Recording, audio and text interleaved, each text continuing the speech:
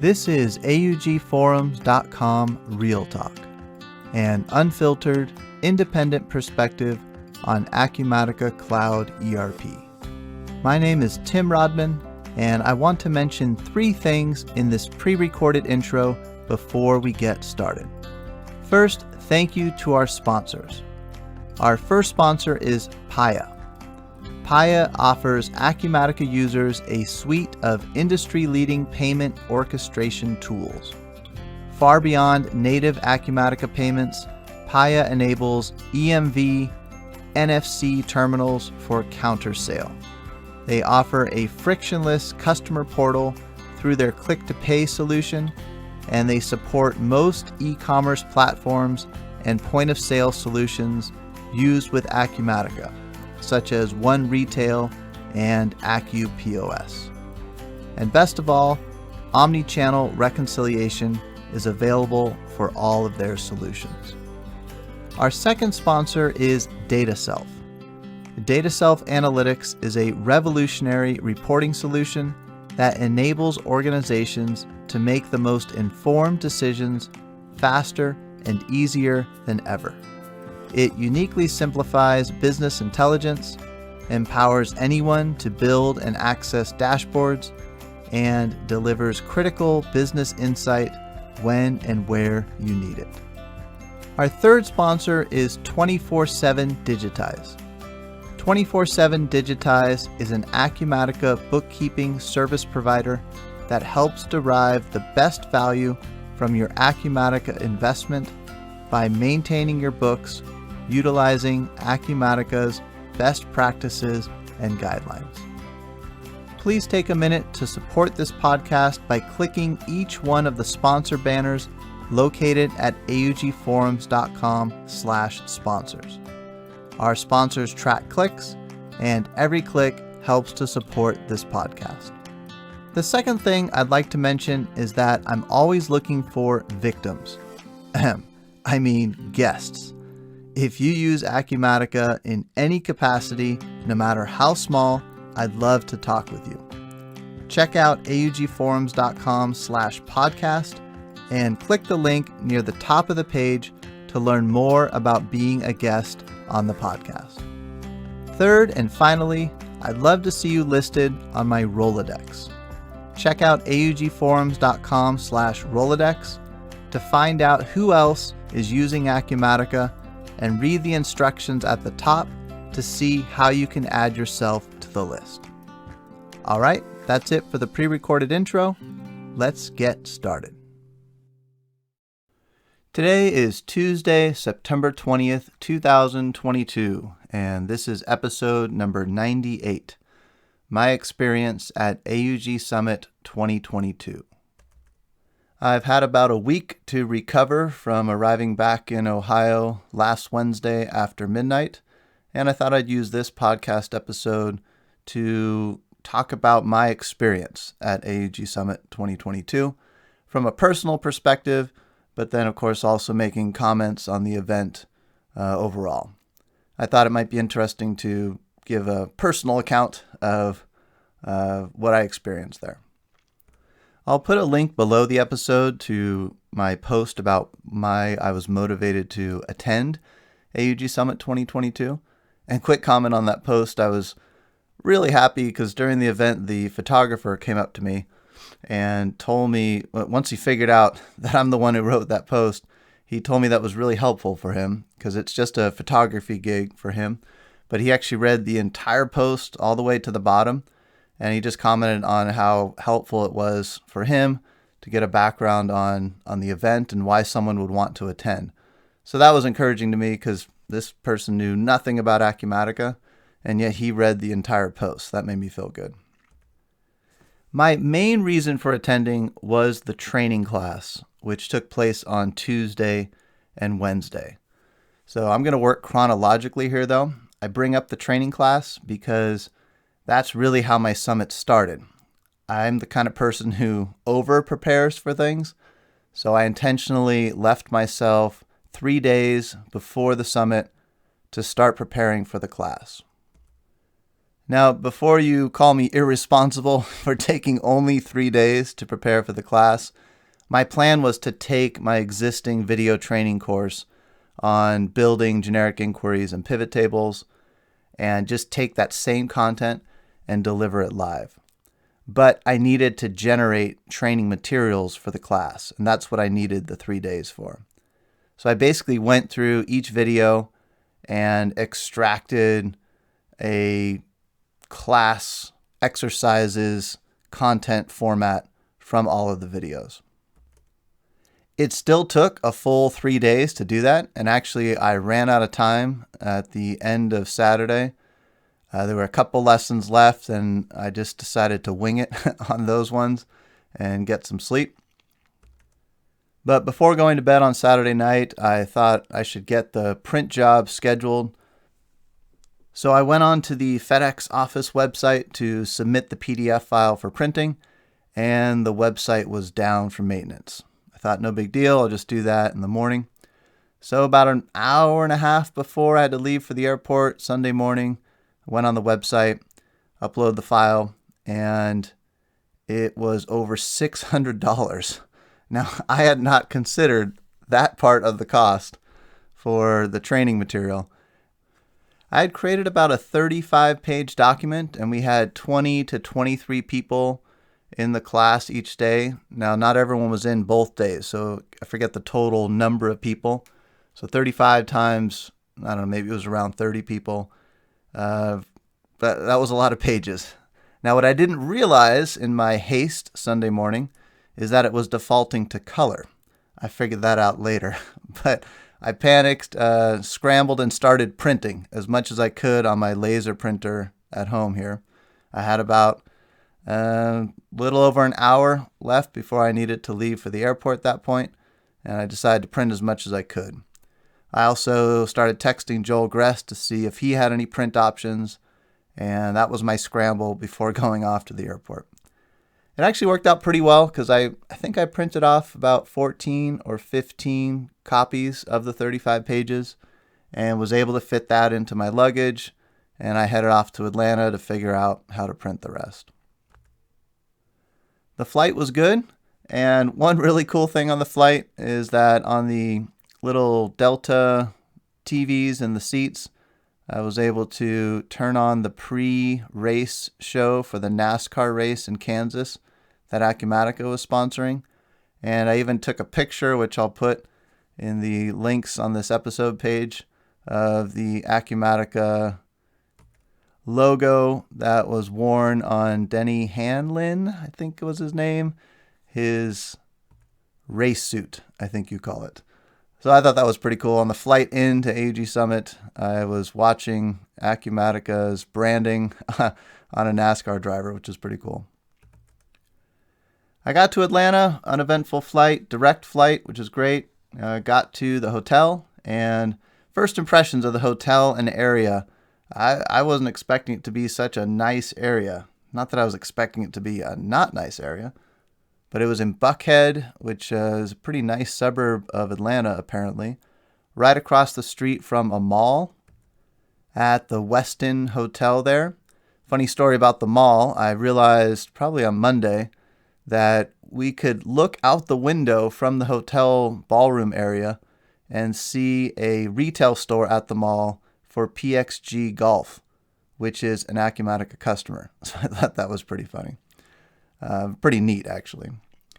So we had the mall there. You had a lot of nice restaurants, and the Westin was a really nice hotel. So really nice venue. And also walking into the hotel, you've got official signs welcoming you to AUG Summit 2022. I met a bunch of people from SWK when I was checking in, and you just really got the sense that, oh, this is a real official event. It felt like coming to an Acumatica Summit, but on a smaller scale. I got checked into the hotel, and then Sunday evening there was a reception with food and drinks, nicely done, and lots of people to talk to, most of the people from out of town. But it was a real nice low-key atmosphere. I started to experience that right away. I've always said that I keep waiting for someone to design an event for introverts like me, something that's not as intense as Acumatica Summit in Las Vegas. And Sunday evening at the reception, I was already starting to get that vibe. Then Monday morning, we started bright and early at 8 o'clock. I think there was breakfast before that, but I didn't make it to that. Monday morning, we started with sessions, and I attended the first couple of sessions, but then I ducked out a little bit before lunch to go figure out how to print the rest of my stuff. My main focus was the training on Tuesday and Wednesday, so I wanted to devote my attention and energy to being prepared for that. But the sessions I did attend Monday morning, I thought were done very well, and I really like the layout that they used. There were basically two separate rooms. One was what I'll call the presentation area with a bunch of chairs and a stage, a big screen, just like you'd have at Acumatica Summit. Very officially done. My word for it would be very expensive looking. And you had presentations. You had everyone attending the same presentation, basically. Now, I think after the first few, there was a breakout for developers. But other than that, it was pretty much one presentation area on Monday, at least as far as I could tell. But what I really liked about the room layout was it was a big hotel ballroom, standard ballroom, but they partitioned the room. So you had the presentation area, and then the other areas what I'll call the sponsor exhibit hall. And what was cool about it is you didn't have to go out a door to get between the two rooms. They left the partitions open right about halfway. So you had partitions separating the two rooms, but you had a free-flowing opening to move back and forth between the two. And I thought that was a really cool layout because if you're in the presentation area, you can tell if there's a bunch of people congregating in the expo hall, and then vice versa as well. If you're in the expo hall, you can overhear what's going on in the presentation area. Not in a distracting way. The partitions kept the sound pretty good between the rooms. But, if everyone laughed in one of the other rooms, you would hear it. You just felt like it wasn't two separate rooms where you didn't know what was going on. And I thought that setup was really, really nice. And I think in the presentation area, it lended itself better to conversation. I think overall there were maybe around 150 people total at the event. So it was a good size, but you could still kind of shout across the presentation room and ask questions, and it wasn't just a one-way presentation. You also didn't have the music that you have at Acumatica Summit trying to pump you up and get you all Tony Robbins motivated for the presentation. It was just a low-key, casual presentation, more like a living room style, which for an introvert like me is much more what I prefer. It also felt more real and transparent without the smoke and mirrors that you have at larger events, any large event, not just Acumatica Summit. So I had a good experience Monday morning. Then I skipped out a little before lunch to get my printing done. I was able to figure that out. I realized I was defaulting to color originally, so finishing my print job, then walking over to the FedEx office, which was 15 minutes from the hotel. I guess that's another benefit of the location. Just a great location, plenty of food options. You had the mall in case you forgot something. Actually, right next to the FedEx office was a CVS, so I got a couple things I forgot, like toiletry-wise, and it was just great. We had good weather as well outside.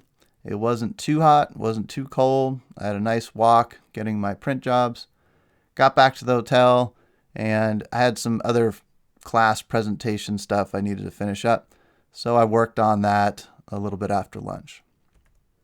Then I got back to the ballroom area a little later in the afternoon and got together with Gabrielle from Velixo, and we cobbled together a little presentation area for our Excel Talk broadcast. We thought it'd be fun to do it live from AUG Summit 2022.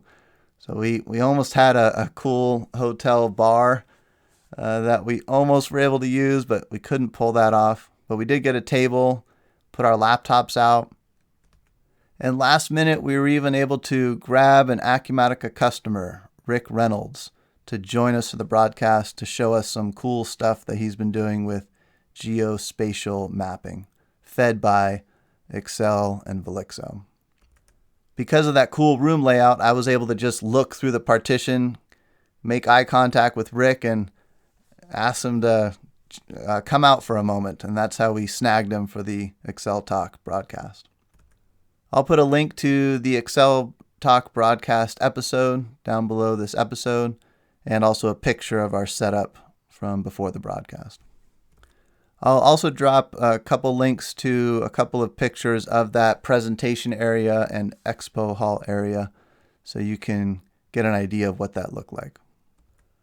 After that, we had dinner, food, and drinks. It was the same as the Sunday evening reception with both food and drinks. Very well done, all taken care of by the hotel. And again, my word for it, it looked expensive. It was very nicely done and very well put together. After dinner, there was a wrap-up time and a raffle. Each of the sponsors got to come up on the stage and raffle off their own prize. They picked the names out of a jar of names. And I think to get in the jar, you had to have punched your ticket to show that you had visited each one of the sponsors. So I thought that was a cool, unique idea where everyone got their time on stage and they pulled someone's name out and then they gave them their individual prize. If I think about the raffle, if I think about the room layout, and there were other things as well, it just seemed like the event was creatively thought out. And I picked up, just by sniffing around, that SWK was the main company that put the event on, and they even have an event staff that puts these events on. And you could tell that they had experience doing this and working together. They seemed to work very well together. Everyone was on the same page, and these little details, like the way they did that raffle and the way they set up the room, you could tell they had done this kind of thing before.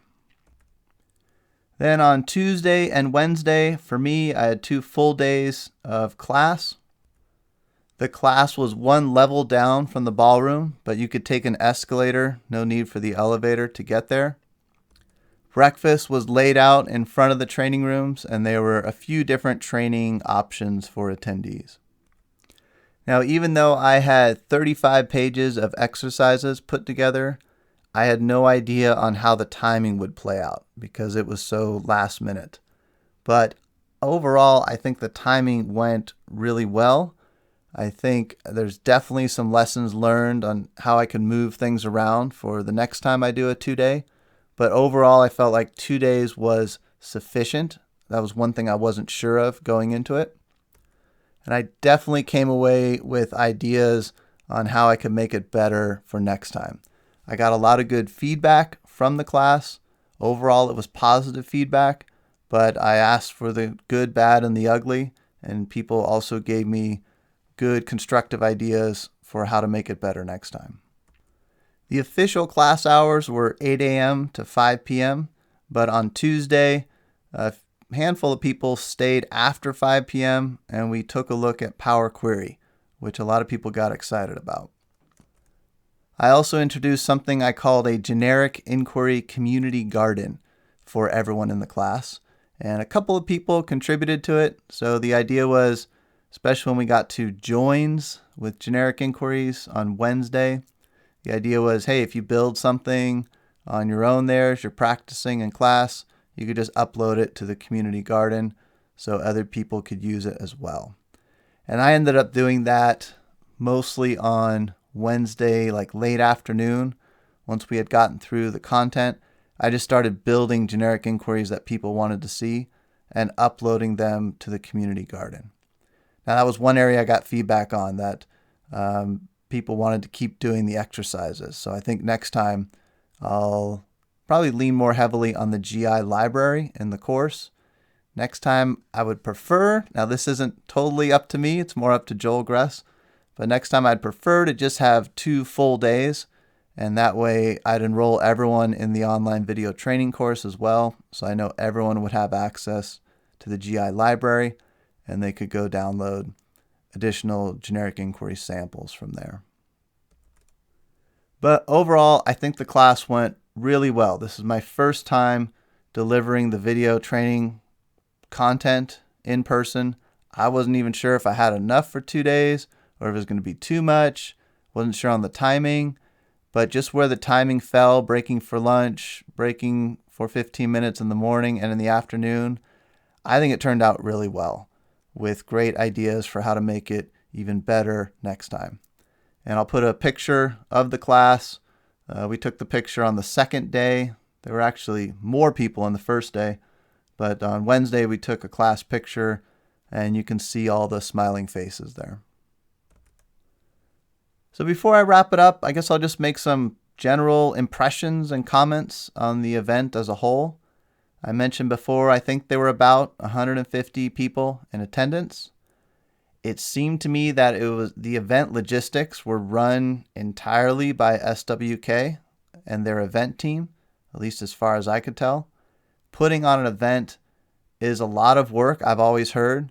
Seeing it firsthand makes you realize even more how much work it is. You had not only the SWK event team, but you had Joel Gress, who's really the main visionary behind the event, in my opinion, as far as I could tell. Without Joel, I don't think AUG Summit 2022 would have happened.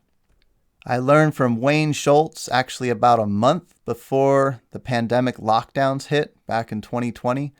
I made it out to 90 Mines in San Diego just for an evening. I tacked that on to a personal family trip, and I learned about the scariness of booking an event at a hotel. What I didn't realize is you're on the hook for the hotel rooms. And so if you're going to put on an event in a ballroom, you have to guarantee a certain number of hotel rooms. My guess for AUG Summit 2022, it was probably over $100,000.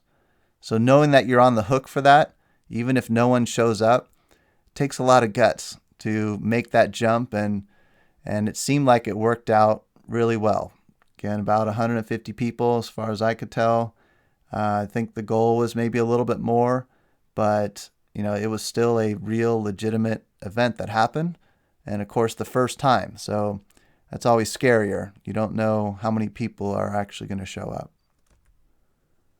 So you had a big cost there, but there was a fee to participate in AUG Summit 2022. So you had 150 or so people who paid that fee. Then you also had the sponsors. I'm sure that was a big part of making up the cost. You had the food, you had the drinks, the alcohol, you had the ballroom, you had the hotel room block. A lot of expense there, nice hotel, nice area there in Atlanta, and they pulled it off. On the sponsor side, there was one big missing from my perspective. I like putting all my presentation notes on Twitter. It's just the easiest way for me to take pictures of what's on the screen and put a little comment. I'll put a link to all my Twitter notes from AUG Summit 2022, but then I'll do a separate link specifically showing the sponsor slide. And this is where I was a little surprised that I did not see Acumatica on the list of sponsors. Here you've got an event of about 150 people. You've got a partner sticking their neck out to book a hotel and get people together. But I did not see Acumatica on that list of sponsors. And as I understand it, if you're going to contribute any money to an event, you're going to get your name listed somewhere on the sponsor list. I didn't see Acumatica anywhere. Now, there were 2 Acumatica employees there, Debbie Baldwin and Foy Maynor, who both live in the Atlanta area. So you've got, just a driving commute to get to the event. You still get to sleep at home. Not a big Acumatica commitment there, which was, even for me, a kind of cynical person when it comes to, ERP publishers, I was a little surprised by that. So I'm not sure what's up there, but it did seem like SWK was able to pull it off just on their own, together with sponsors, and I should say together with other partners. I met quite a few other VARs there who even brought their customers there. So they were not scared of a SWK-led event, at least from a logistics standpoint. And I did not get any type of impression that you had VARs trying to poach clients. It really seemed to be a customer-focused event with VARs there supporting their customers and everyone just trying to learn more about Acumatica. And a lot of conversations going on. And that's where I really like the structure of the event. That one ballroom layout with two separate rooms with the partition in the middle, the low-key receptions, just the whole atmosphere was very conducive to relaxed one-on-one conversations. You didn't have the nightclub music. You didn't have the Vegas atmosphere of Summit. You didn't have the 3,000 plus attendees. It was an event that an introvert like me really liked. It was just low-key, and I felt like I got to have those types of interactions because I didn't feel like I was missing out on a session because you could tell being in either one of the rooms what was going on. I felt like there was time in the schedule, and just the atmosphere lent itself to one-on-one conversations. So I liked it. I was surprised by the lack of Acumatica sponsorship, but it seems like it wasn't needed. They were able to pull it off independently. I'm a big fan of independent community activities, and looking forward, it sounds like they want to do this again next year, next fall, AUG Summit 2023. So I'm totally game to do that again, do the class again. It seemed like training was a big part of what people liked, at least as far as I could tell, and what they wanted. So I'm looking forward to doing it again next year.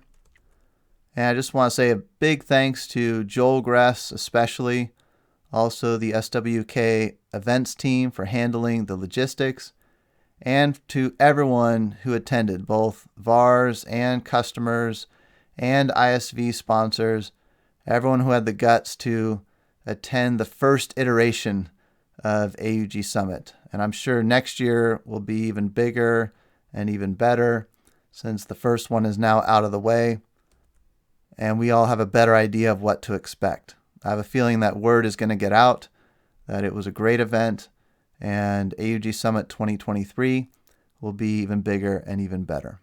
I myself am definitely planning on attending based on the great experience that I had last week at AUG Summit 2022. All right, well, that's it for now. We'll catch you on the next episode of AUGforums.com Real Talk. Thanks for listening, and take care.